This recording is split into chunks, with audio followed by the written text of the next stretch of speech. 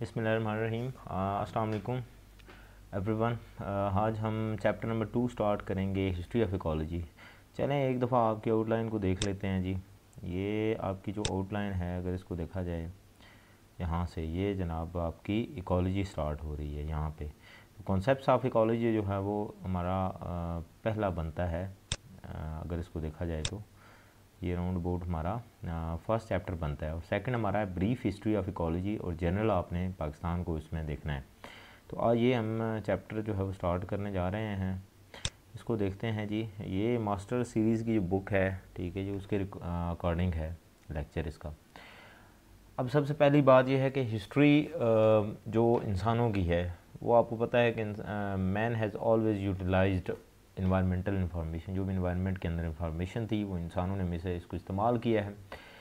उस इंफॉर्मेशन को यूज़ करके उन्होंने एनिमल्स को ट्रैप किया। कुछ क्रॉप्स आपको नज़र आ रही होंगी यहाँ पे, ठीक है जी। और ये एक जगह से दूसरी जगह यहाँ से आपको माइग्रेशन करते हुए इंसान भी दिखाई दे रहे होंगे। वो उस तरफ माइग्रेट उन्होंने किया है जो फेवरेबल हैबिटेट्स थे उनके। हिस्ट्री ऑफ इकोलॉजी जो है वो इतनी ही पुरानी है जैसे ये सिविलाइजेशन। अगर आप ये आपको तस्वीर नज़र आ रही हो, तो ये सिविलाइजेशन के हवाले से कोई उन्होंने तस्वीर दिखाई हुई है। हिस्ट्री ऑफ इकोलॉजी में इंसान हमेशा ही had men interested. Why? Because prehistoric time में ये ऑर्गेनिजम्स के ऊपर हंट करके अपना जो है वो लाइफ गुजर बसर करते थे। दे वर हंटर्स, दैट्स वाई। अब एनिमल्स और प्लांट्स को यूटिलाइज़ किया करते थे। अब यहाँ पे एरिस्टोटल आपको नज़र आ रहा होगा, एरिस्टोटल, और ये हमारे पास है चार्ल्स डार्विन, ठीक है जी। इन्होंने डिस्क्राइब किया नेचुरल हैबिटेट्स, जो ऑर्गेनिज्म जहाँ पे रहते हैं।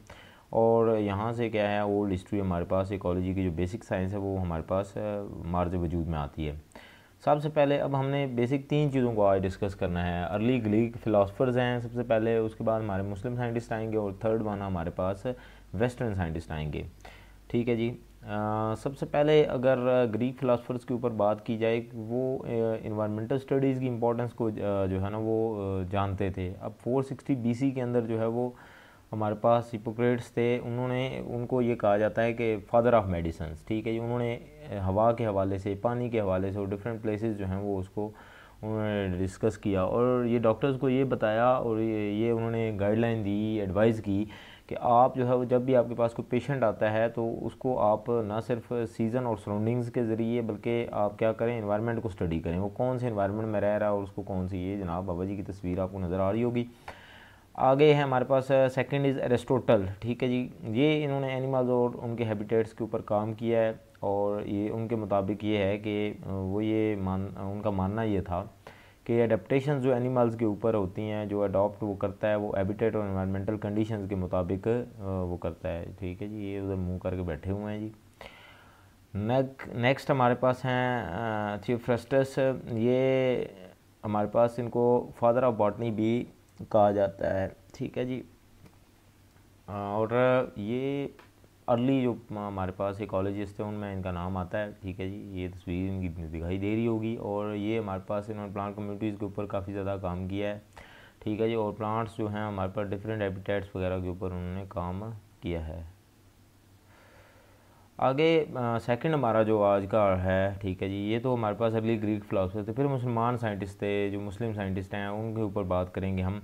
तो वेस्टर्न साइंस वर्ल्ड जो था डार्क एजेस के ऊपर अपना जनाब गुजार रहा था, ऐसे ही कह सकते हैं कि वो बिल्कुल अंधेरों में रह रहे थे उस टाइम। मुसलमान जो थे वो इसके ऊपर वर्क कर रहे थे, और रिसर्चर्स जो थे हर फील्ड में नॉलेज दे रहे थे, और उनका जो कंट्रीब्यूशन है वो प्लांट्स के और उनके हैबिटेट्स के ऊपर बहुत ज़्यादा है, क्योंकि उस टाइम पे रेगुलर गार्डन्स बन चुके थे स्पेन में, इजिप्ट में, ठीक है जी, इराक़ में।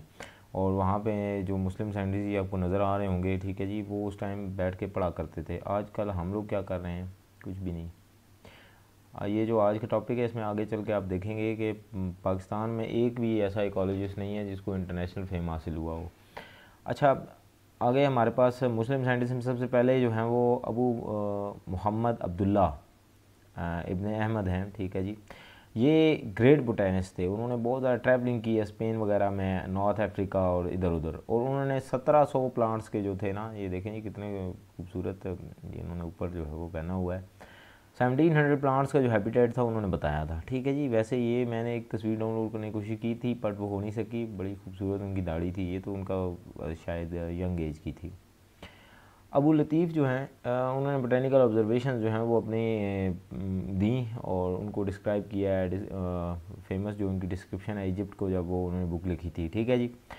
और आगे नेक्स्ट हमारे पास थर्ड साइंटिस्ट हैं अब्दुल अब्बास, ठीक है जी। उन्होंने एक्सप्लोरेशन की है स्पेन के ऊपर और नॉर्थ अफ्रीका के जो कोस्टल लाइन थी अरब के साथ मिलती जुलती, वहाँ पे उन्होंने बोटेनिकल एक्सप्लोरेशन की है। और उन्होंने एक्चुअली क्या किया था, उन्होंने एक प्लांट्स की कलेक्शन के ऊपर जो है वो प्लांट्स कलेक्ट किए और फिर जो है वो उनको प्रेजेंट किया था।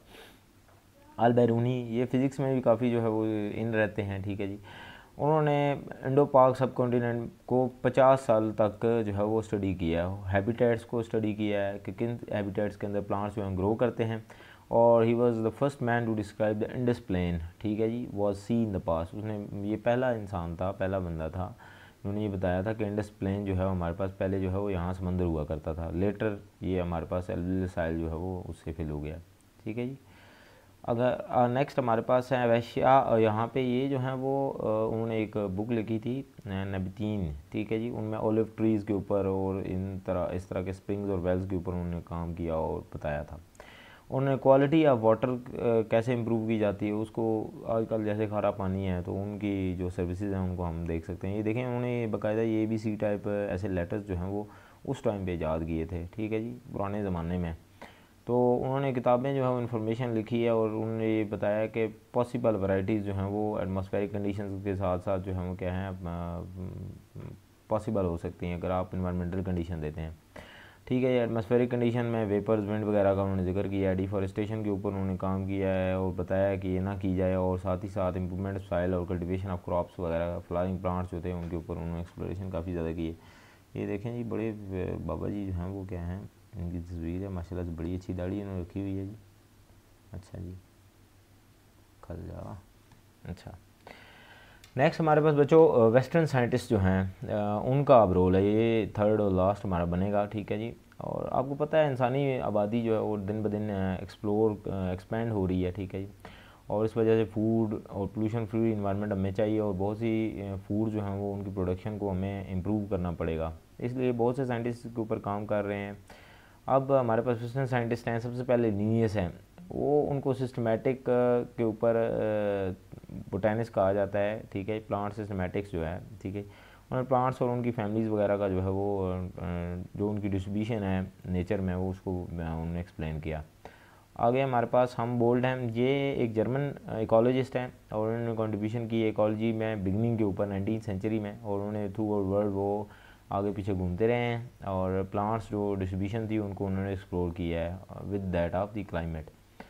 आगे हमारे पास हैं स्कफ, और इन्होंने जो है वो क्या है, ये was a student of Humboldt, ठीक है जी। और इफेक्टिवनेस ऑफ लाइट, टेम्परेचर और मॉइस्चर के ऊपर, जो आप थर्ड चैप्टर में इकोफिजियोलॉजी में आप पढ़ चुके हैं कि लाइट, टेम्परेचर और वो जो सारा कुछ है उसके ऊपर काम किया है। चार्ल्स डार्विन है नेक्स्ट बच्चों, ये एक नेचुरलिस्ट थे और इन्होंने, आपको पता है कि ये आप बहुत पढ़ चुके हैं इसके बारे में, ठीक है जी। शिप जो थी उनकी बीगल के ऊपर जो है वो वॉयज ऑफ बीगल्स, ठीक है, हैबिटेट्स और उसके ऊपर उन्होंने काम किया एनिमल्स के हवाले से। आगे मीरियम है और 1894 में अमेरिकन बायोलॉजिस्ट थे, उन्होंने जो नॉर्थ अमेरिकन फ्लोरा था, फाना था, उसको उन्होंने इन्वायरमेंटल फैक्टर्स जो थे, टेम्परेचर स्पेशली, उसको स्टडी करके बताया था कि ये जो फ्लोरा फाना है यहाँ पे एग्जिस्ट कर सकता है अगर इसको इस टेम्परेचर के ऊपर रखा जाए। और टेम्परेचर इम्प्रूवमेंट कैसे की जा सकती है, सिर्फ और सिर्फ प्लांटेशन के ज़रिए। आगे हमारे पास ओडम थे 1971 में, वो एक मॉडर्न या आप कह सकते हैं मोस्ट फेमस इकोलॉजिस्ट हैं, ठीक है जी। उन्होंने डिफरेंट इकोसिस्टम्स के ऊपर वर्क किया है।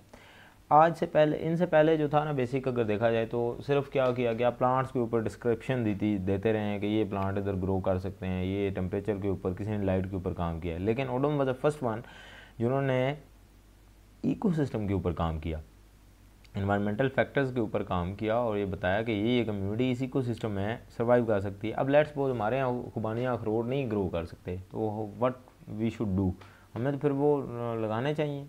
हमें चाहिए कि हम ऐसे पौधे लगा लें जो ऑक्सीजन प्रोड्यूसिंग हो, जैसे दरेक है, अब लेट्स सपोज आपके पास जो प्लाई है, इस तरह बहुत से और पीपल वगैरह के दरख्त हैं, ये सारी जो हैं वो ग्रो हो सकती हैं। तो हमें ये ग्रो करनी चाहिए बजाय इसके कि इस तरह के पौधे जो हम लगाते रहें जिनसे हमें at the end of the day कोई रिज़ल्ट ना आए।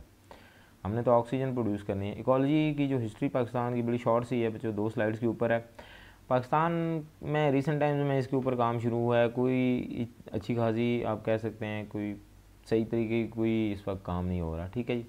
अब हमारे पास प्रॉब्लम्स हैं फॉरेस्ट्री और इकोलॉजी के ऊपर। ठीक है जी। और इन्होंने Pakistan forest of institute Peshawar वालों ने में जो है वो कायम किया है सबसे पहले। दूसरा, पंजाब यूनिवर्सिटी में इसका कोई काम किया जा रहा है। सिंध इकोलॉजी के ऊपर काम किया जा रहा है कराची के अंदर, और गवर्नमेंट ने बहुत से इस्टेब्लिश किए हैं इंस्टीट्यूट, लेकिन जो प्राइवेट इंस्टीट्यूट हैं उन्होंने अब तक कोई काम नहीं किया। अच्छा, एंड पे बताऊंगा कि हम लोग क्या काम कर रहे हैं। अब गवर्नमेंट ऑफ पाकिस्तान ने इस्टेब्लिश किया है फेडरल मिनिस्ट्री और इन्वायरमेंट के ऊपर, और जो इकोलॉजी है हमारे पास फेडरल मिनिस्ट्री एक बना दी उन्होंने। ठीक है, एक वज़ीर हमारे पहले हमारा मुल्क इस तरह से है और एक वज़ीर ला के इस पर खड़ा कर दिया है। ठीक है, चलो जी, याशियाँ मारो आप लोग। नेक्स्ट, हमारे पास गवर्नमेंट ने इस्टेब्लिश किया एनवायरमेंटल प्रोटेक्शन एजेंसीज़। बिल्कुल ये प्रोटेक्ट की है ये जनाब, हमें भी इन्होंने जो है वो इस वक्त एनवायरमेंटल सोसाइटी जो है वो हर कॉलेज के अंदर बन रही है। ठीक है जी।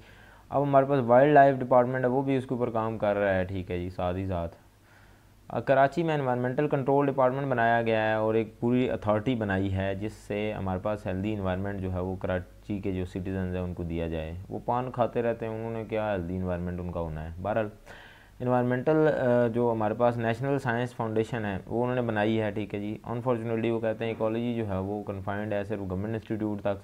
अभी तक कोई पाकिस्तानी, एक भी ऐसा पाकिस्तानी नहीं है जिसने मुल्क को जो है वो ओवरऑल वर्ल्ड वाइड आप कह सकते हैं कि प्रेजेंट किया हो। ठीक है जी। तो ये आज की सारी बातें थी। बहरहाल वैसे जो है वो हमारे पास अगर आप देखें जो ये हमारे पास एक सोसाइटी है। ठीक है जी। Constitution of environmental protection society at public and private colleges, हमारे सुपीरियर कॉलेज का जो है वो। ठीक है जी। ये हमारे पास बेसिक उसकी एक सोसाइटी हमने 12 मेंबर्स की बना दी है। इसका मज़ीद काम होगा वो हम आपको दिखाएंगे बच्चों। ये देख लें जी, मैं इसका प्रेसिडेंट हूँ और फ़हीम साहब इसके वाइस प्रेसिडेंट हैं, और इसके साथ साथ ये जो हमारे बच्चे जो हैं वो छोटे छोटे ये इसके साथ काम करेंगे। ठीक है, हमारे साथ। और हम इंशाल्लाह प्लांटेशन जो है वो करेंगे।